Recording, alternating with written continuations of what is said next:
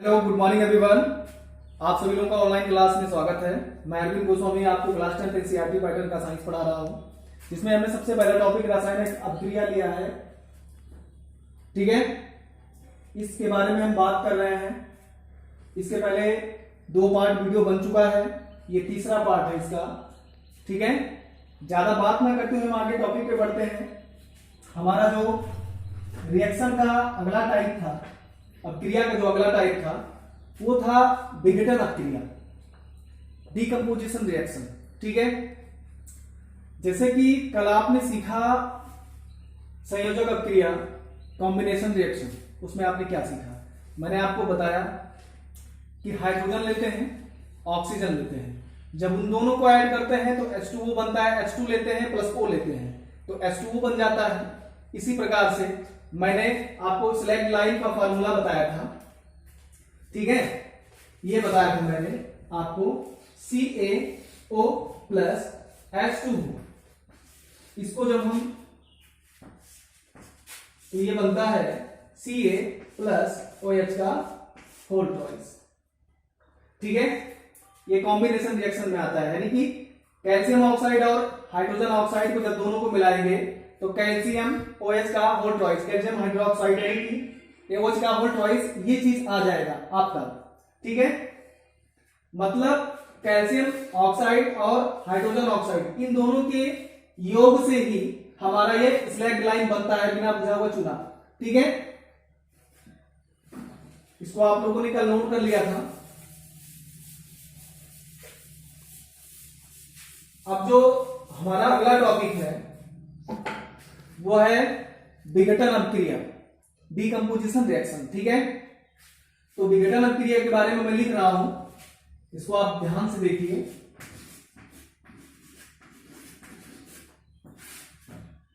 विघटन अपक्रिया,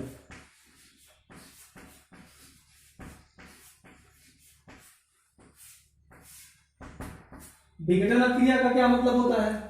विघटन अपक्रिया ऐसी अपक्रिया होती है जिसमें किसी यौगिक का या किसी उत्पाद का, ठीक है, विखंडन कर दिया जाता है, उन्हें तोड़ दिया जाता है, अलग अलग सब्सटेंस में बट जाते हैं। जैसे मैं लिख देता हूं इसमें, आप नोट कर लें। जब किसी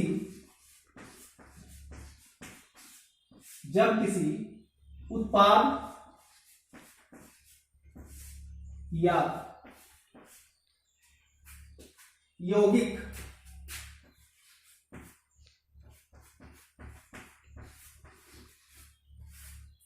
का विखंडन किया जाता है या होता है,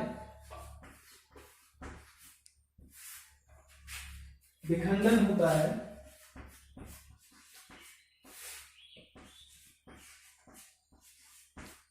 तो यह क्रिया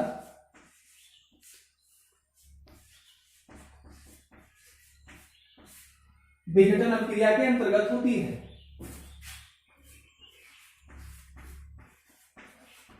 विघटन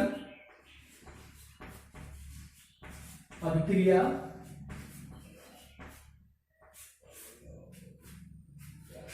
के अंतर्गत होती है। ठीक है, विघटन अपक्रिया जब किसी उत्पाद या यौगिक का विखंडन होता है तो वह क्रिया विघटन अपक्रिया के अंतर्गत होती है। एग्जाम्पल के तौर पे मैं आपको एग्जाम्पल बता देता हूं, पहले डिफिनेशन आप लोग नोट कर लें अच्छे से। ओके, विघटन अपक्रिया जो है इसका डिफिनेशन आपने लिख लिया।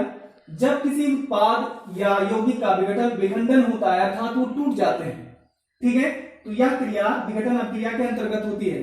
फॉर एग्जाम्पल आपको दिया गया है, जैसे कि मैंने बताया था आपको, जब शुरुआत में आपको इसका इंट्रोडक्शन दिया था तो मैंने बताया था कि अगर कोई AB है, ये कोई प्रोडक्ट है आपका AB, ठीक है, ये AB बना कैसे होगा, कैसे पता लगाएंगे? डीकंपोजिशन रिएक्शन का प्रयोग करके। इसे जब हम विखंडित करेंगे तब यह A प्लस B में टूट जाएगा।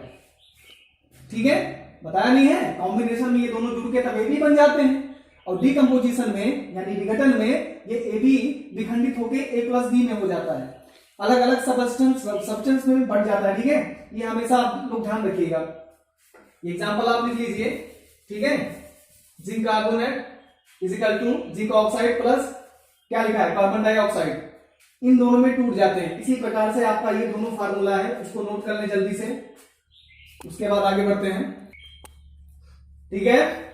ये था आपका विघटन अभिक्रिया, यानी कि अपघटन अभिक्रिया, चाहे विघटन कहिए चाहे अपघटन कहिए, बात एक ही है, ठीक है।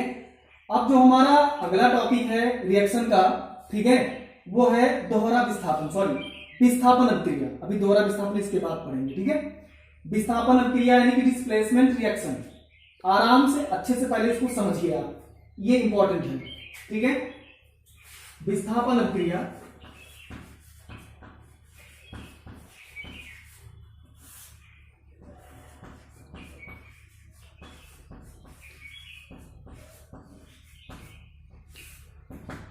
विस्थापन अभिक्रिया, एक चीज मैंने आप लोगों को बताई है, पूछो क्या, रिएक्टिव सीरीज, ठीक है।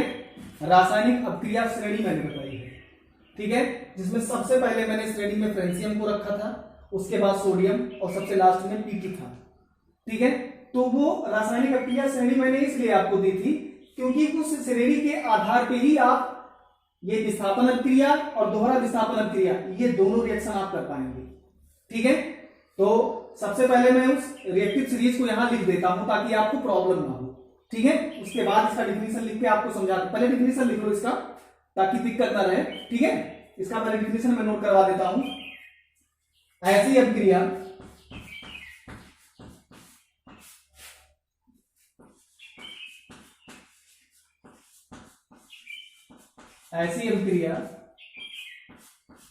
जिसमें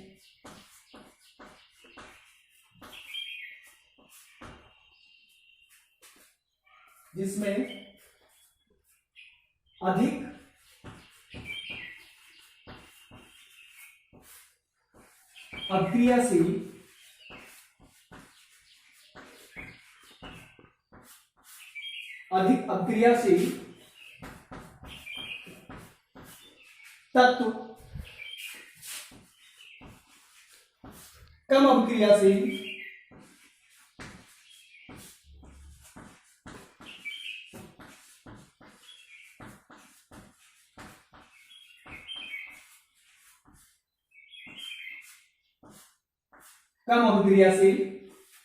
तत्व को विस्थापित करके स्वयं स्थापित हो जाता है। तत्व को विस्थापित करके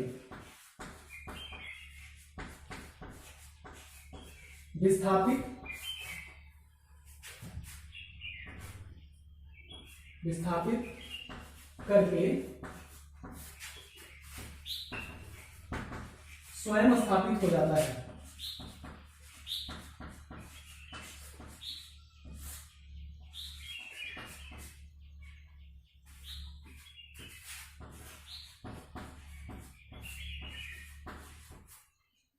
ठीक है। विस्थापन अभिक्रिया ऐसी अभिक्रिया जिसमें अधिक अभिक्रियाशील तत्व कम अभिक्रियाशील तत्व को विस्थापित करके स्वयं स्थापित हो जाता है। बताया था मैंने आपको कि अगर आपको दिया है AB, एग्जाम्पल के तौर पे मान लीजिए AB प्लस CD, इनको रिएक्ट करना है आपको, ठीक है। तो या आप यहां केवल A ले लीजिए, केवल A ले लो, ये ले लिया, ठीक है। अगर आप देखेंगे ये A है और ये C है, यहां दोनों के तत्व को देखेंगे, मान लेते हैं यहां कोई कंपाउंड दिया है आपको, जब कोई यौगिक दिया जाएगा तो वहां कोई केमिकल फार्मूला लिखा होगा या यहां कोई केमिकल फार्मूला लिखा होगा या कंपाउंड लिखा होगा, तो जो इनके आगे का सबसे पहला एलिमेंट होगा उनसे हम कंपेयर करते हैं, ठीक है। कंपेयर करते हैं तो हम ये देखते हैं कि इसमें हमारे रिएक्टिव सीरीज के अनुसार, हमारे जो रासायनिक अभिक्रिया श्रेणी जो सर ने बता रखी है उसके अनुसार पहले कौन रिएक्टिव है, पहले कौन अभिक्रियाशील है। यदि C अभिक्रिया श्रेणी में पहले आता है, यदि C ज्यादा रिएक्टिव है A से, तो ये A को विस्थापित कर देगा, A को विस्थापित कर देगा और यहां आकर खुद स्थापित हो जाएगा। ठीक है, यहां आकर खुद स्थापित हो जाएगा। कहने का मतलब यहां हो जाएगा B प्लस AC। इस प्रकार से ये रिएक्शन होगा। ठीक है, केमिकल फार्मूला के आधार पे हम एक रिएक्शन कर लेते हैं इसका। ठीक है, इसको आप लोग मत नोट करना, इसको केवल डिफिनीशन आप नोट कर लीजिए। ये मैंने आपको शुरुआत में बता रखा है, अभी मैं केमिकल एग्जांपल दे रहा हूं, केमिकल फार्मूले वाला, उसको नोट करना। ठीक है, नोट्स बनाते रहिए।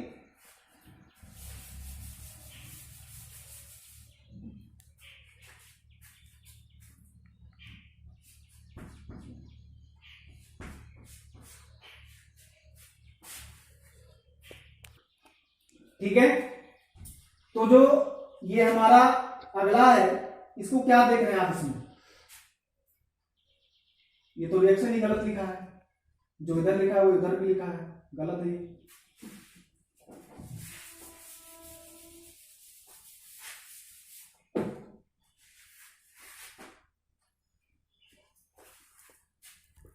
ओके, ये क्वेश्चन सही है।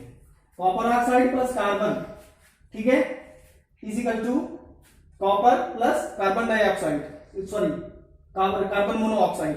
ठीक है, ये लिखा हुआ है। तो पहले आप ये बताइए हमें कि जो विस्थापन अभिक्रिया है, इसके अनुसार क्या ये समीकरण सही लिखा हुआ है? कोई बच्चा अगर बता सकता है तो बताए। ठीक है, सही लिखा है। कैसे सही लिखा है? देखिए, विस्थापन अभिक्रिया में मैंने बताया है कि रिएक्टिव सीरीज के अनुसार, यानी कि रासायनिक अभिक्रिया श्रेणी के अनुसार जो तत्व ज्यादा रिएक्टिव होगा, ठीक है, वो कम रिएक्टिव वाले तत्व को हटाकर उसकी जगह पे स्थापित हो जाएगा और उसको विस्थापित कर देगा। ठीक है, वही काम इसमें हुआ है। काम इसमें क्या हुआ है, क्या देख रहे हैं आप? किसको ट्रांसफर किया गया है, किसको किसके साथ लगाया गया है? इसमें जो कॉपर है आपका, ये देख रहे हैं आप Cu, ये कम रिएक्टिव है। किससे? ये कार्बन से कम रिएक्टिव है। कार्बन ज्यादा रिएक्टिव है। इस रिएक्टिव सीरीज जब आप देखेंगे श्रेणी, तो पहले कार्बन आएगा, उसके बाद कॉपर आ रहा होगा। जब आप रिएक्टिव सीरीज देखेंगे तो उसमें कार्बन पहले आ रहा होगा, उसके बाद किसी नंबर पे कॉपर आ रहा होगा। कहने का मतलब श्रेणी में जो सबसे पहले आया वो नीचे वाले तत्व से ज्यादा रिएक्टिव है, और जो नीचे वाला तत्व है वो ऊपर वाले से कम रिएक्टिव है। तो जो कार्बन है वो पहले आता है रिएक्टिव सीरीज में, यानी कि ये कॉपर उसके बाद आता होगा। आता है, क्लियर, एकदम बिल्कुल आता है, कॉपर इसके बाद ही आता है, तो कम रिएक्टिव है। तो ये जो कार्बन है ये इसको विस्थापित करके यहां स्थापित हो जाएगा, और कार्बन को कॉपर, ये कॉपर है, ठीक है, कार्बन इसकी जगह पर स्थापित हो जाएगा और कॉपर ये विस्थापित हो जाएगा। ठीक है, तो क्या लिखा हमने? Cu को विस्थापित कर दिया, यानी कॉपर को विस्थापित कर दिया, और कार्बन जो है ये ऑक्सीजन के साथ लगकर कार्बन मोनोऑक्साइड बना रहा है। ठीक है, तो ये अभिक्रिया इस प्रकार से पूर्ण होती है। ये विस्थापन अभिक्रिया थी। कोई दिक्कत? ये आपके समझ में आया होगा अच्छे से, और इसे आपने अगर नोट कर लिया है तो मैं एक एग्जांपल और समझा देता हूं। ठीक है, इसको मिटा देता हूं पहले।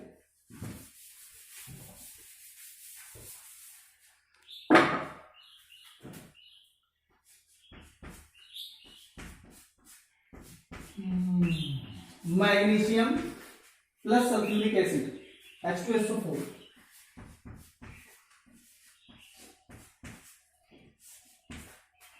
ठीक है, मैग्नीशियम और सल्फ्यूरिक एसिड, ठीक है, इनका हम रिएक्शन करवाते हैं, इनकी अभिक्रिया करवाते हैं। ठीक है, अब इनकी अभिक्रिया आप कैसे करेंगे? आपको एक काम यही करना है कि जो ज्यादा रिएक्टिव होगा वो कम रिएक्टिव वाले को विस्थापित कर देगा और खुद स्थापित हो जाएगा। तो मैग्नीशियम और हाइड्रोजन, इन दोनों में सबसे ज्यादा रिएक्टिव कौन है? बताइए, सबसे ज्यादा रिएक्टिव कौन है? MgSO4 या H2SO4, ये H2SO4 में Mg प्लस हो रहा है, तो इसमें सबसे ज्यादा रिएक्टिव कौन है? सबसे ज्यादा रिएक्टिव कौन है बताइए? MgSO4 plus H2।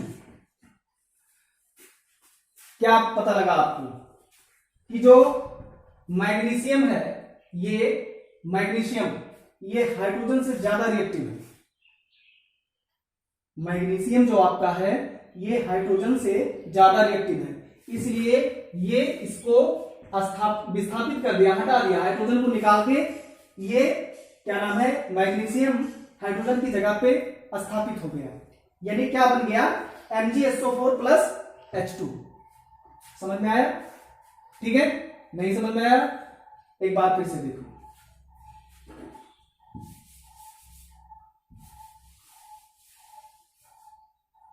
आपको दो तत्व, दो कंपाउंड कुछ भी आपको दिए जाएंगे, आपको विस्थापन अभिक्रिया अगर करनी है तो विस्थापन अभिक्रिया का नियम है जो आपके सामने लिखा है, ठीक है। और सीधा सीधा जनरल भाषा में आप ये समझिए कि विस्थापन अभिक्रिया में एक ही नियम लगता है कि रिएक्टिव सीरीज के अनुसार वो अभिक्रिया होती है, और इस प्रकार होती है कि जो ज्यादा रिएक्टिव है वो कम रिएक्टिव वाले को मार के भगा देगा, उसके जगह पे बैठ जाएगा, सीधा सीधा मतलब है, ठीक है। ये आप नोट कर ले इसको अच्छे से। और जो हमारा अगला अभिक्रिया है वो है दोहरा विस्थापन अभिक्रिया, ठीक है, इसको नोट कर लो। दोहरा विस्थापन अभिक्रिया, विस्थापन अभिक्रिया के बाद में ये हमारा अगला टॉपिक है दोहरा विस्थापन अभिक्रिया। मेरे ख्याल से ये आपका चौथा रिएक्शन है, ठीक है, दोहरा विस्थापन अभिक्रिया। इसके बारे में मैंने आपको बताया था कि ये आयन के हिसाब से होता है, ठीक है। ये अभिक्रिया जो है ये तत्वों के आयन के हिसाब से होता है। कैसे होता है पहले इसका डिफिनीशन आप लिख लीजिए अपनी जानकारी के लिए। खैर कभी बोर्ड में ये चीज पूछी नहीं जाती है, फिर भी आप अपने समझने के लिए इसका डिफिनीशन लिख लीजिए जो मैं लिखवा दूं, ठीक है। इस अभिक्रिया में, ठीक है, ये दोहरा विस्थापन अभिक्रिया है जिसका नियम इस प्रकार है। इस अभिक्रिया में तत्वों का संयोजन ऋणायन और धनायन के संयोग से संपन्न होता है, ठीक है। आपने संयोजक अभिक्रिया पढ़ा जिसमें आपने ये पढ़ा कि तत्वों या यौगिकों के योग से जो उत्पाद प्राप्त होता है वह संयोजन अभिक्रिया के अंतर्गत होता है। विघटन अभिक्रिया में आपने पढ़ा कि किसी उत्पाद या यौगिक का विखंडन हो जाना अपघटन अभिक्रिया के अंतर्गत कहलाता है, ठीक है। और विस्थापन अभिक्रिया में आपने पढ़ा कि रिएक्टिव सीरीज के अनुसार यानी कि रासायनिक श्रेणी अभिक्रिया श्रेणी के अनुसार, ठीक है, जो तत्व ज्यादा रिएक्टिव होता है वो कम रिएक्टिव वाले तत्व को हटाकर स्वयं स्थापित हो जाता है। अब चौथी बात हम कर रहे हैं दोहरा विस्थापन अभिक्रिया की, जिसमें हमने आपको बताया है कि इस अभिक्रिया में तत्वों का संयोजन ऋणायन और धनायन के संयोग से संपन्न होता है, ठीक है। जो कल मैं बता रहा था अगली वीडियो में, जो मैंने आपको पार्ट 2 में बता रखा है कि धनायन और ऋणायन कैसे बनते हैं, ठीक है। तो ये धनायन और ऋणायन के संयोग से संपन्न होता है। कैसे बताता हूं। मान लिया ये कोई प्रोडक्ट ए बी रखा है, ठीक है, यहां प्लस है और यहां माइनस है, ऋणायन वो चार्ज उसका आयन, ये धनायन है और ये ऋणायन है, और यहां सी डी लिखा है जिसका यहां पे ये ऋणात्मक, ये ऋणायन है और ये धनायन है, ठीक है। इस प्रकार अगर कोई कंपाउंड आपको दो इस प्रकार दिए हैं, उनका दोहरा विस्थापन अभिक्रिया आपको करनी है तो उनके आयंस को हम देखेंगे। एक चीज आप लोग फिजिक्स में पढ़े होंगे 9th में कि अगर प्लस और प्लस, अगर प्लस प्लस पोजीशन को हम पास में लाते हैं तो वो दूर भागते हैं। चुंबक में पढ़ा नहीं है आपने, क्या नाम है, साउथ पोल नॉर्थ पोल, ठीक है। तो अगर प्लस प्लस को पास में लाओगे तो ये दूर भागेंगे, ठीक है, ये कभी मिल नहीं सकते। अगर आप माइनस माइनस को पास में लाओगे तो ये भी कभी मिल नहीं सकते, दूर भागेंगे। जब आप प्लस माइनस लाओगे तुरंत मिल जाएंगे, ठीक है। जब आप प्लस माइनस लाओगे ये तुरंत मिल जाएंगे। आप आधी बात समझ में, जब तक प्लस प्लस रहेगा तब तक दूर भागेंगे, जब तक माइनस माइनस मिलाओगे तब तक दूर भागेंगे, और जैसे प्लस माइनस करोगे तो ये मिल जाएंगे। यानी प्लस माइनस करने पर ही इनका संयोग होगा, ठीक है। बस ज्यादा परेशान नहीं होना है, इसको मिटाता हूं समझाता हूं। अब देखो ध्यान से, अगर ये ए जो है ये धनायन है और यहां डी ऋणायन है, डी धनायन है, ए भी यहां धनायन है, यहां डी भी धनायन है, इन दोनों का मेल संभव है? प्लस प्लस कभी मिल सकते हैं? कभी नहीं, इन दोनों का मेल संभव ही नहीं है। बी यहां ऋण आयन है और सी भी यहां ऋण आयन है, तो क्या इन दोनों का मेल संभव है? कभी नहीं, इन दोनों का मेल भी संभव नहीं है, यानी प्लस माइनस ही आपस में मिल सकते हैं।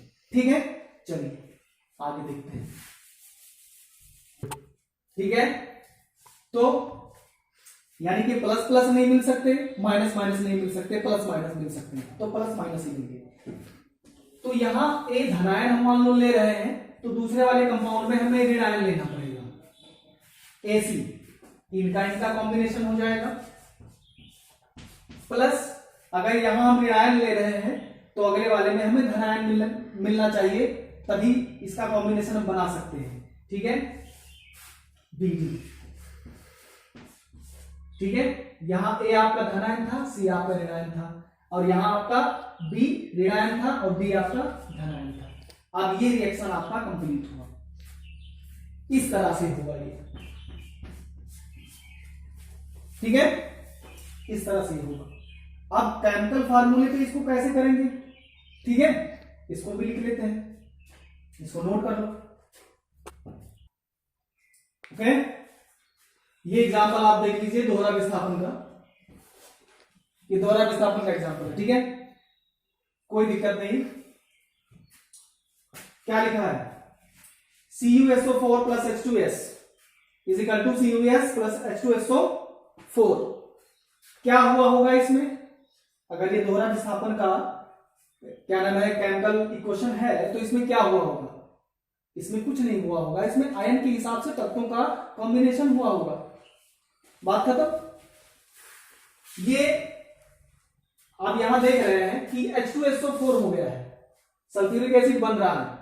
क्यों बन रहा है? ये जो हाइड्रोजन है, ठीक है, ये हाइड्रोजन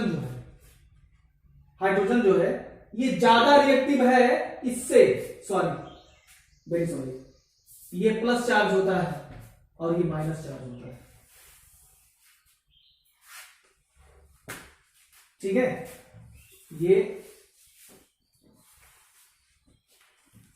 दोनों सल्फेट और कॉपर, ये दोनों प्लस माइनस चार्ज होंगे और ये दोनों प्लस माइनस चार्ज होंगे। ये प्लस चार्ज होगा, ये माइनस चार्ज होगा, ये माइनस चार्ज, ये प्लस चार्ज होगा।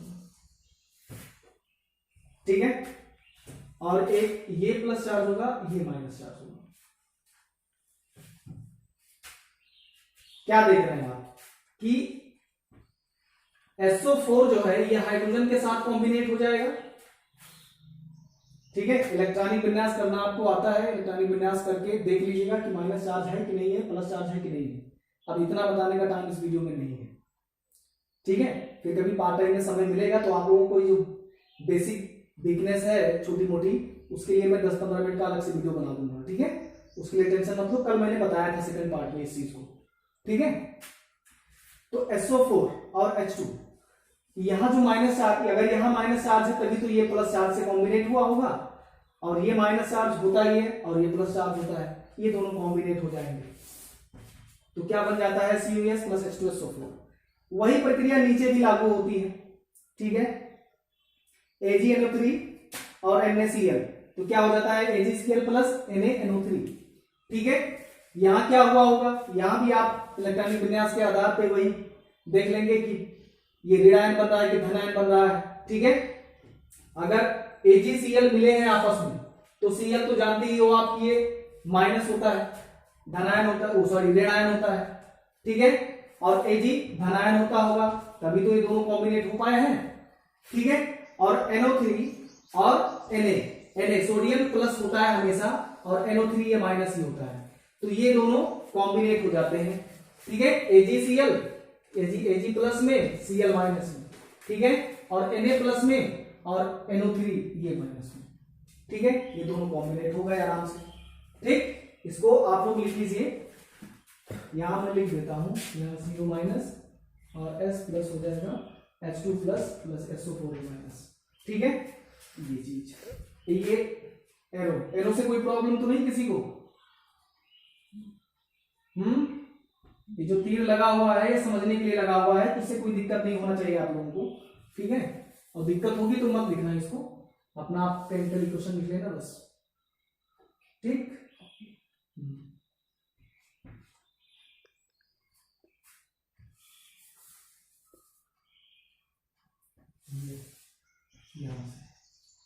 ठीक है, ये दो एग्जांपल आराम से आप नोट कर लीजिए। चलिए ठीक है, अब आपने दोहरा विस्थापन अभिक्रिया भी पढ़ लिया है, ठीक है। अब आपको हम बताते हैं अगला रिएक्शन जो है रेडॉक्स अभिक्रिया, रेडॉक्स रिएक्शन, ठीक है। इंपॉर्टेंट है और आसान भी बहुत है, इसे समझना आपको जरूरी भी है और ये बोर्ड एग्जाम में अक्सर पूछ लिया जाता है, ठीक है। तो रेडॉक्स रिएक्शन पढ़ते हैं हम।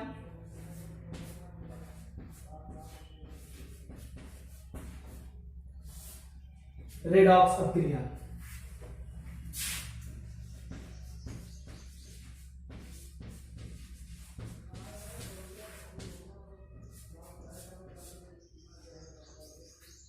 इस अभिक्रिया में क्या होता है, ठीक है, नोट कर लीजिए।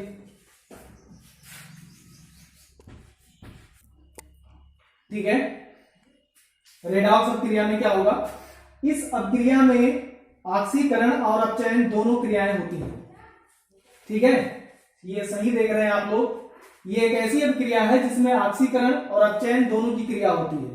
अब इसमें से कई लोगों का ये सवाल होगा कि सर ऑक्सीकरण और अपचयन क्या होता है, ठीक है, ऑक्सीकरण और अपचयन क्या होता है। तो अभी जनरल भाषा में आप समझ लीजिए कि ऑक्सीकरण क्या और ऑक्सीकरण और अपचयन क्या चीज है। बाकी इसका चैप्टर जो है डिटेल में आपके इसी किताब में दिया है, जो हम अच्छे से आगे पढ़ेंगे। अभी फिलहाल आपको केवल इतना समझना है कि ऑक्सीकरण और अपचयन है क्या। ऑक्सीकरण का मतलब होता है, ऑक्सीकरण का मतलब होता है ऑक्सीजन का जुड़ना या हाइड्रोजन का घटना, ठीक है। मैं इसको नोट कर लिया आप लोगों ने, इसको नोट कर लीजिए, ठीक है। ऑक्सीकरण का मतलब मैं यही लिख के दिखा देता हूं, ये इसके नीचे मत लिखिएगा, ये अलग है, ये अलग है, मैं इसको अलग से आपको समझा देता हूं, ठीक है। ऑक्सीकरण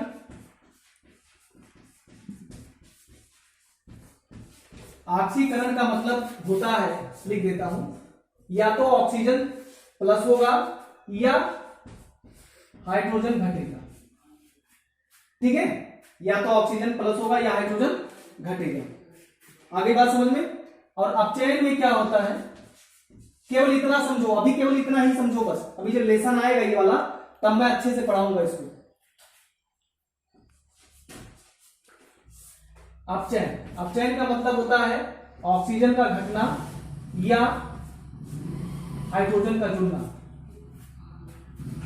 ये सबसे आसान, सबसे सरल, सबसे मीठा और सबसे अच्छा तरीका है ऑक्सीकरण और अपचयन की पहचान करने के लिए। ये आप नोट कर लीजिए, ठीक है, ये आप अलग नोट कर लीजिए, क्योंकि ये केवल समझने के लिए आपको मैंने बताया है।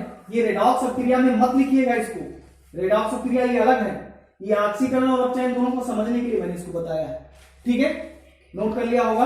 अब हम रेडॉक्स अभिक्रिया का एग्जाम्पल देते हैं।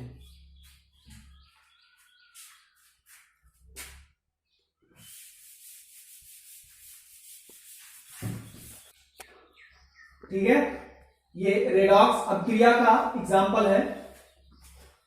क्या लिखा है, copper oxide plus H2 is equal to copper plus H2O, ठीक है।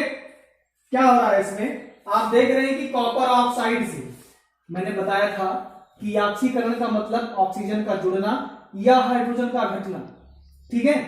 तो क्या देख रहे हैं आप कि कॉपर ऑक्साइड से ये कॉपर बन जाता है, यानी कि ऑक्सीजन यहां से खत्म हो गया, ऑक्सीजन घट गया। ऑक्सीजन घट गया तो ऑक्सीजन घटने का मतलब अपचयन की क्रिया हो रही है, ये हो गया, ठीक है। और ये हाइड्रोजन है, हाइड्रोजन में ऑक्सीजन ऐड होके H2O हाइड्रोजन ऑक्साइड बना रहा है, ठीक है। H2 हाइड्रोजन में ऑक्सीजन ऐड होकर हाइड्रोजन ऑक्साइड बना रहा है, यानी कि ऑक्सीजन जुड़ रहा है, तो क्रिया ऑक्सीकरण की हो रही है, ठीक है। ऑक्सीजन का जुड़ना, सॉरी ऑक्सीजन का घटना अपचयन हो गया, ऑक्सीजन का जुड़ना ऑक्सीकरण हो गया, ठीक है। या हाइड्रोजन का जुड़ना घटना आ जाए तो भी आप आराम से कर सकते हैं, जैसे मैंने आपको समझा रखा है। ऑक्सीजन अगर हाइड्रोजन अगर घट रहा है तो क्रिया क्या नाम है, ऑक्सीकरण की हो रही है, अगर हाइड्रोजन जुड़ रहा है तो ऑक्सीजन घट रहा होगा, तो क्रिया अपचयन की हो रही है। ठीक है, ये आप हमेशा याद रखिएगा, नोट कर लीजिए इसको। इसका एक एग्जांपल और करवा देते हैं, नोट कर लीजिए इसको पहले।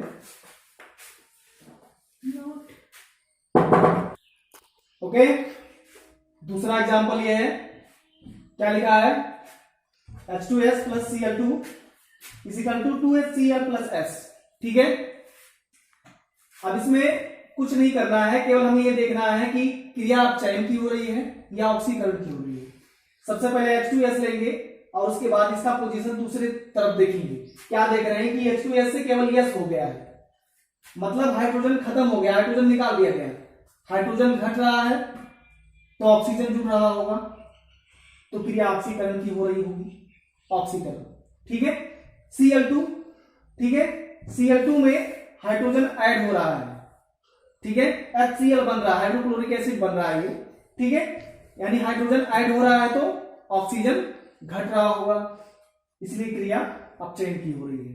ठीक है, ये आपके बिल्कुल समझ में आ गया होगा अच्छे से, इसको नोट डाउन कर लीजिए। और इसके बाद दो रिएक्शन हमारे और बचते हैं जो कि हमें समझने हैं। ठीक है, उनको समझने के बाद में हम अपने चैप्टर पे वापस जो हमारा जो कुछ भी आगे पढ़ना है उस पे आएंगे और उसके उपरांत हम प्रश्नावली के सारे प्रश्नों को हल करेंगे। ठीक है, तो बस आज की क्लास यहीं तक, चूंकि समय ज्यादा हो जाएगा। ठीक है, तो आप लोग जितना जो कुछ भी इस पार्ट 3 में मैंने आप लोगों को पढ़ाया है उसको आप लोग पढ़िएगा, रिवीजन कीजिएगा। जो भी समझ में नहीं आता आपके, वो अच्छे से समझने की कोशिश कीजिएगा, वीडियो एक बार रिपीट करके देखिएगा, और जितनी चीजें मैंने नोट डाउन करने के लिए कही है उन सारी चीजों को आप लोग नोट डाउन कीजिएगा। ठीक है, ओके सर।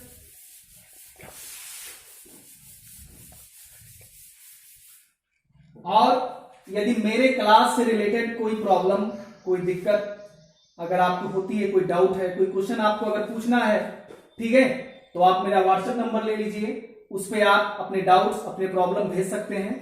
मैं पूरा प्रयास करूंगा कि आपके पूरे डाउट्स को और आपके प्रॉब्लम को सॉल्व कर पाऊं। ठीक है, ये मेरा व्हाट्सएप नंबर है।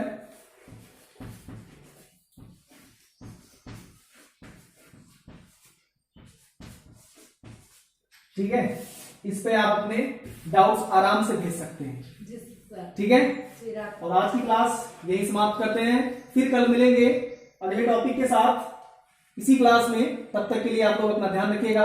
Bye bye, take care.